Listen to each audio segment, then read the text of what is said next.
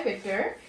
So we've been talking about NLP broadly for a while now. Tell me some of the main uses of NLP in a typical large business.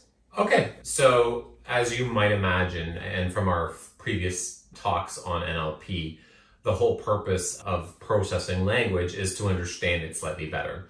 So we'll stick to English just to make it slightly easier because you can do NLP in many languages. I mean, Right. it's done all across the board. However, for the purposes of this conversation, let's not stray into like Swahili or something. Yeah, as long as I can understand, that's Exactly. great. So imagine like the many tasks that you might do, not you personally, but like in a business that are all related to text, especially to written text. And I don't mean like handwritten, I literally mean any kind of like written, dictated, typed out text. So you can imagine that there's a lot of just interpersonal conversations that happen. And I don't mean just within the organization itself, but like within the organization to customers, to business partners and all that. So there's a use in evaluating those conversations. You could get very nitty gritty with it. And you can imagine as a human being how you might evaluate these conversations, especially if you can hear them, because then you get tone. And you could layer on the tone into an NLP analysis of sorts if you really wanted to. It's a lot more work, but you could. A lot of the stuff that comes with just general content, and content at an organization can be things like your contracts. It could be your general documents, your website, internal manuals, FAQs, all those things, all the way down to even if you are an organization that has an IT department that's creating any kind of new code.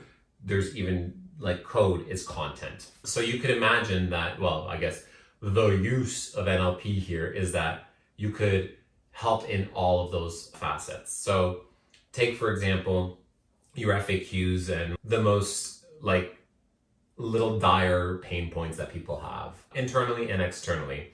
You could have a conversational AI. Traditionally, those are chatbots, but the conversational AI is like a chatbot that you don't have to really program or configure as much, learns along the way. So it could be there to answer and do that sort of interaction. So that one's really cool. That could also lead to a version of automation in a sense, not just with the chatbot, but you're automating away some of the processes and taking some people out of that process.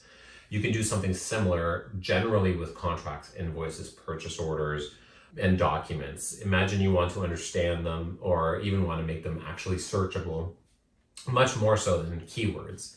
You know, like generally you deploy any system and you can do a keyword search pretty easily, but you may want to have a contextual search. So I'm looking for things that talk about fruits, and NLP, obviously with a little bit of machine learning or AI or rules or whatever, can understand the grape that we talked about in our document or in our whatever, in our meeting is a fruit. So it could unearth those things. And then the final thing is generating code. That one's sort of pretty advanced. There are some really cool things that you can look up on YouTube and see of code being generated. It's usually SQL code, but you could generate straight up code all along right now. It's not the easiest thing and not very many people do it. Like think Google, Facebook, OpenAI, H2O, those kind of places. But it's very possible to even take the developer or engineer a little bit out of the loop and have AI sort of start structuring what code and applications are like really broadly across the entire business. You can see that there's like uses for NLP, and I'm stretching NLP there because we have to layer on more than just NLP, but it's NLP with more applications or AI or whatnot.